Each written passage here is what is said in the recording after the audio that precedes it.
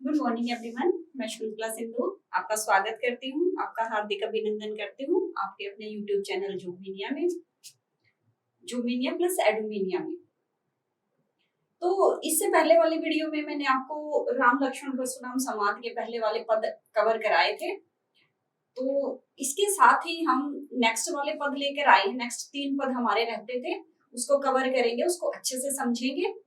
तो चलिए अपनी वीडियो स्टार्ट करते हैं, ध्यान से सुनिएगा।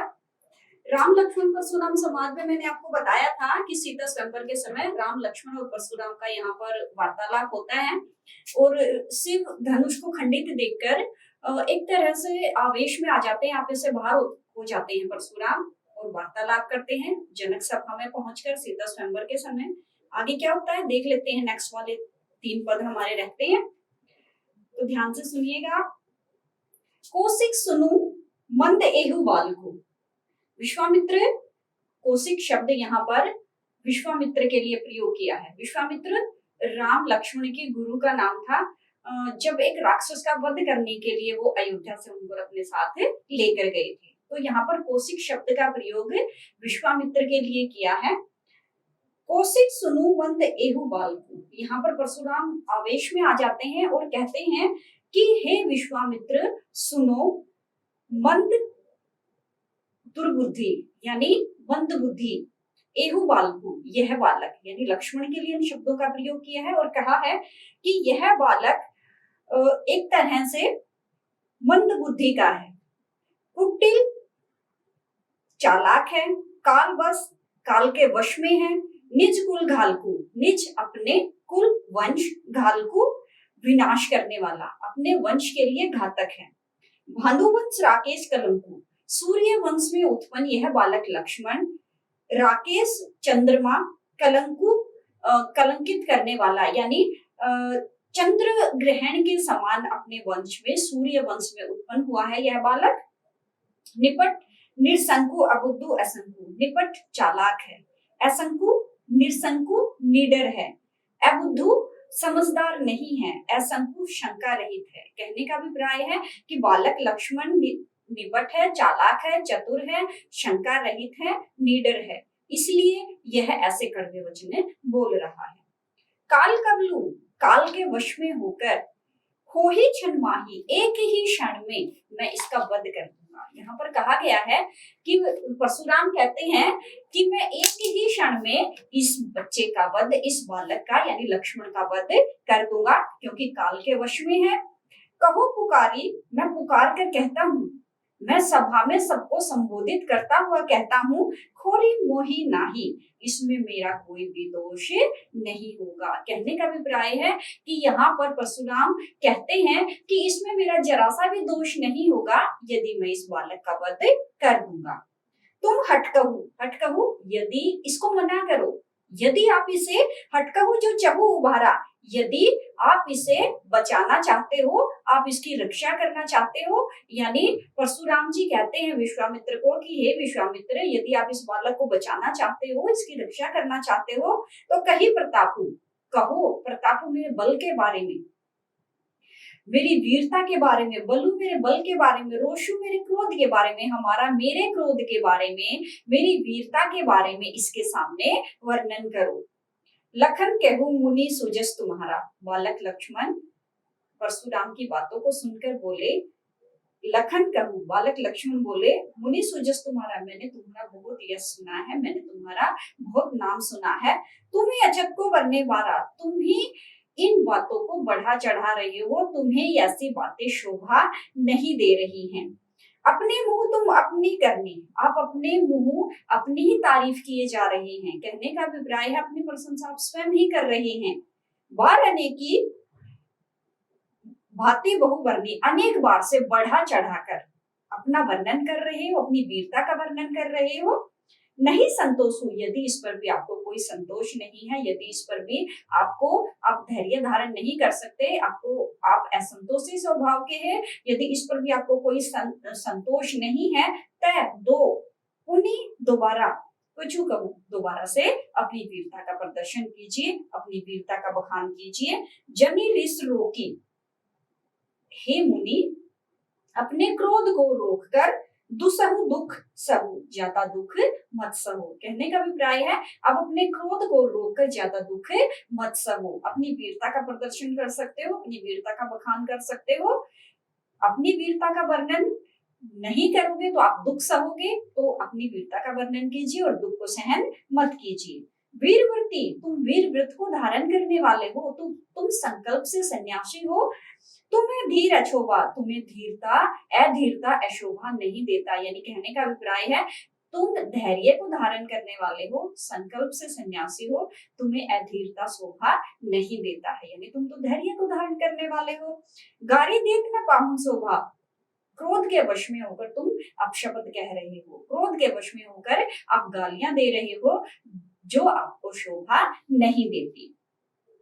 आगे कहते हैं बालक लक्ष्मण, सुर समर करनी करी कहीं न जाने ही आपू। यहाँ पर कहा गया है कि सुर समर, जो अच्छे व्यक्ति होते हैं, जो महान व्यक्ति होते हैं, जो बहादुर व्यक्ति होते हैं, समर युद्ध भूमि में करनी करी अपनी वीरता का प्रदर्शन करते हैं। कहने का अभिप्राय है सुर समर करी करनी कहीं न जानी आपू।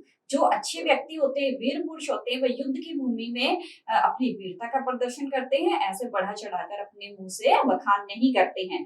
विद्यमान रण पाई रिपु, विद्यमान उपस्थित, रणभूमि में उपस्थित अपने शत्रु को देखकर कायर कथी प्रतापु, कायर व्यक्ति ही अपनी वीरता का बखान करते हैं, कायर व्यक्ति ही अपने प्रदर्शन को बढ़ा चढ़ाकर वर्णन करते हैं, जबकि वीर पुरुष तो युद्ध भूमि में अपने शत्रु का मुकाबला कर उसका सामना करता है, उस अपनी वीरता का प्रदर्शन करता है।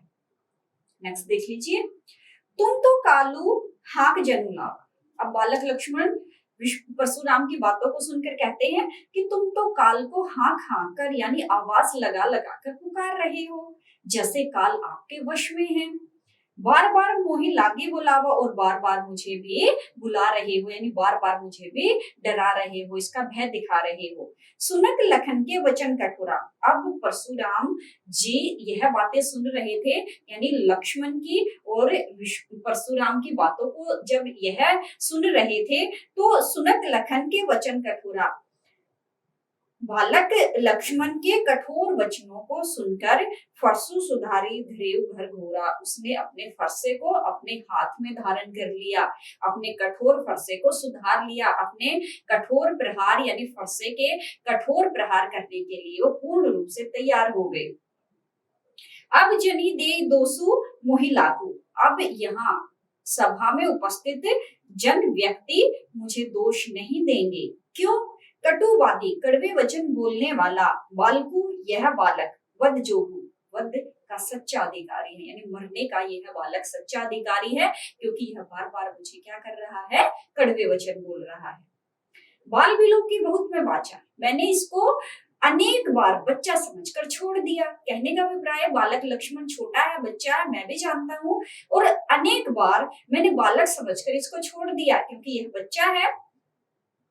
अब येहू मर निहार भा साचा, लेकिन यह तो अब सच्चा मरने का अधिकारी है क्योंकि यह कड़वे वचन बार बार बोल रहा है। कौशिक कहा क्षमे व अपराधु, कौशिक हे विश्वामित्र कहा क्षमे व अपराधु, मैं सिर्फ इसके अपराध को तभी क्षमा करूंगा, बाल दोष गुण गणहीन साधु।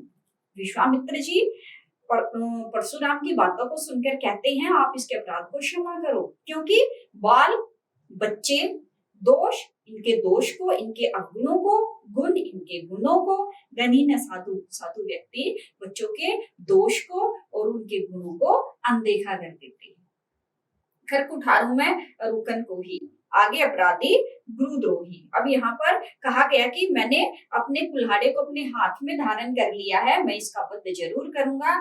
आगे अपराधी गुरुद्रोही, यदि मैं इसको मौत के घाट नहीं उतारूंगा, यदि इसका वध नहीं करूंगा तो यह गुरुद्रोही बच्चा है, तो यह मरने का सच्चा अधिकारी है। उत्तर दे छोड़ू बिन मारे, यदि बार बार यह मुझे उत्तर देता रहा, बार बार मुझे ये कड़वे वचन बोलता रहा, तो मैं इसे बिना मारे नहीं छोड़ूंगा। केवल कौशिकशील तुम्हारे तभी छोड़ सकता हूँ, सिर्फ और सिर्फ तुम्हारे सहनशील स्वभाव के कारण। किसके? विश्वामित्र के। परशुराम जी विश्वामित्र को कहते हैं मैं इस बच्चे को तभी छोड़ सकता हूँ, आपके सहनशील स्वभाव के कारण मैं इसको छोड़ सकता हूँ। नहीं तो यही काठी कुठार कठोरे, मैं अपने कठोर फरसे के प्रहार से इसको एक ही क्षण में मौत के घाट उतार दूंगा, इसको काट दूंगा। गुरु ही उरीन होते ही शर्म थोड़े, और थोड़े से ही परिश्रम से मैं गुरु के ऋण से भी मुक्त हो जाऊंगा, यानी मैं आपका भी ऋण चुका दूंगा। गाधी सुनो, गाधी ऋषि के पुत्र, कह हृदय हसी, मुन ही हरिहर सूझे। गाधी ऋषि के पुत्र यानी परशुराम जी के लिए, विश्वामित्र के लिए इन शब्दों का प्रयोग किया है। गाधी ऋषि के पुत्र यानी विश्वामित्र जी। कह हृदय हसी, अपने हृदय में हंसने लगे, यानी परशुराम की बातों को सुनकर अपने हृदय में, अपने मन में ही मन हंसने लगे। मुनि हरिहर सूझे, और कहा कि इस मुनि को भी, यानी परशुराम को तो चारों तरफ हरा ही हरा दिखाई दे रहा है, यानी चारों तरफ इनको कमजोर ही व्यक्ति दिखाई दे रहे हैं। आय मैं खांड न उखमहू, आय मैं लोहे से बनी हुई, खांड न उखमहू, कहने का अभिप्राय है कि राम लक्ष्मण लोहे से बने हुए मजबूत व्यक्ति हैं, लोहे के समान मजबूत हैं। इनको आप साधारण उख में ईख से बनी हुई खांड मत समझिए, ईख से बनी हुई, यानी इनको कहने का अभिप्राय है कि ईख से बनी हुई खांड जब हम मुंह में रखते हैं तो तुरंत पिघल जाती है। तो यहाँ पर ये साधारण व्यक्ति नहीं है, इट मीन्स यहाँ पर कहा गया है कि ये साधारण व्यक्ति नहीं है, बल्कि लोहे जितने मजबूत हैं, वीर हैं, महान हैं। अजब न बूझ अबूझ, यदि आज भी आप इस बात को नहीं समझे तो फिर कभी भी आप इस बात को नहीं जान पाएंगे। कौन कह रहा है यहाँ पर? विश्वामित्र जी अपने मन में परशुराम जी के बारे में वर्णन कर रहे हैं। आगे वाले पद में देख लेते हैं। कहेउ लखन मुनि सीलू तुम्हारा, को नहीं जान विदित संसारा। अब यहाँ पर बालक लक्ष्मण कहते हैं परशुराम को संबोधित करते हुए कि हे परशुराम, हे मुनि, तुम्हारे सहनशील स्वभाव के बारे में कौन नहीं जानता, कौन नहीं जान विदित संसारा, सारा समस्त पूरा संसार जानता है, विदित जानता है, संसारा पूरा विश्व तुम्हारे सहनशील स्वभाव के बारे में जानता है। मात पिता उरीन भय नीके, नीके जल्दी ही आप अपने माता पिता के ऋण से तो मुक्त हो ही चुके हो। कहने का अभिप्राय है कि जल्दी ही आपने अपने माता पिता के ऋण को चुका दिया। गुरुइन रहा सोचू बढ़ जी के, अब गुरु के ऋण आप सोच रहे हो, गुरु का ऋण है वो आप पर बढ़ता जा रहा है, यानी आपका जी कर रहा है मैं जल्दी से गुरु के ऋण को भी उतार दूं, नहीं तो यह मुझ पर बढ़ता चला जाएगा। सो जनू हमरे माथे गाढ़ा, और आप इसका दोष हमारे सिर पर मंड रहे हो, यानी इसका दोष सिर्फ हम पर ही दे रहे हो, यह आपके लिए बहुत ही गलत बात है। यानी कहने का अभिप्राय हमें दोष मत दीजिए। दिन चली दिन बीत गए ब्याज बढ़ बढ़ा, और ब्याज यानी गुरु के ऋण का ब्याज आप पर बढ़ता चला गया। अब आनी वह विहारा बोली, यहाँ पर कहा गया है कि चलो इसका हिसाब किताब कर लेते हैं। वह ही आ रहा है, कहने का अभिप्राय है हिसाब किताब करने वाला कोई भी व्यक्ति, यानी बनिया, चलो किसी व्यक्ति को बुला लेते हैं जो हिसाब किताब करने में माहिर है। तुरंत देव में थैली खोला, मैंने तो अपनी थैली को खोल रखा है, यानी कहने का अभिप्राय है मैं तो अपना कर्म करने के लिए पूर्ण रूप से तैयार हूँ, अब आप भी तैयार हो जाइए, आप अपने कर्मों यानी आप अपने कामों की थैली खोलिए और मैं अपने कार्यों की थैली यहाँ पर खोलना, यानी आप अपना काम कीजिए और मैं अपना काम करूंगा।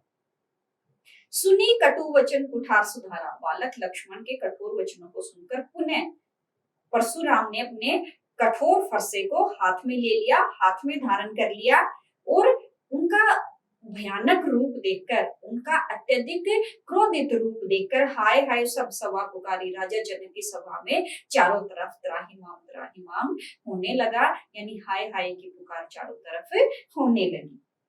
भृगु भर परशु देखा बहु मोहे, भृगु वंश में उत्पन्न परशुराम जी ने अपने फरसे को देखा। विप्र विचारी बचो नृपद्रोही, विप्र विचारी मैं ब्राह्मण समझकर, नृपद्रोही राजाओं के परम शत्रु, क्षत्रियों के परम शत्रु, मैं तो सिर्फ इसलिए आपको अनदेखा कर रहा हूँ, अब आप बचो। मिले ने कभू सुबट रन गाड़े, क्या तुम्हें कभी भी युद्ध के मैदान में, क्या तुम्हें कभी भी युद्ध के मैदान में यानी अपने सामने वीर पुरुष नहीं मिले हैं। दिस देवता घरी के बाढ़े, हे ब्राह्मण, हे क्षत्रिय वंश के द्रोही, दिस देवता, हे ब्राह्मण, घरी के बाढ़े, तुम तो अपने घर में ही महान बने रहते हो, तुम तुम तो अपनी वीरता का प्रदर्शन कर रहे हो, तुम तो अपने घर में ही महान बन रहे हो। अनुचित कही सब लोगों पुकारी। अब यहाँ पर राज्यसभा में सब लोग कहने लगे अनुचित, यानी बालक लक्ष्मण की बातों को, उनके कड़वे वचनों को अनुचित अनुचित कहने लगे। रघुपति सैन्य लखनऊ निवारे। तब श्री रामचंद्र जी बड़ी विनयशील मुद्रा में परशुराम के सामने खड़े हो गए हाथ जोड़कर, और बालक लक्ष्मण को अपनी आंखों के इशारे से उनको चुप रहने का संकेत किया, यानी उनको कहा, बालक लक्ष्मण को कहा, अपने भाई, छोटे भाई को कहा कि आप चुप हो जाइए। लखन उत्तर आहुति। बालक लक्ष्मण के कड़वे वचन आहुति क्रोध रूपी अग्नि में सरिस भृगुभर को कृषाणु, यानी कड़वे वचन जलती हुई क्रोध की अग्नि में घी का कार्य कर रहे थे, यानी क्रोध को और अत्यधिक भड़का रहे थे। बढ़त देखी।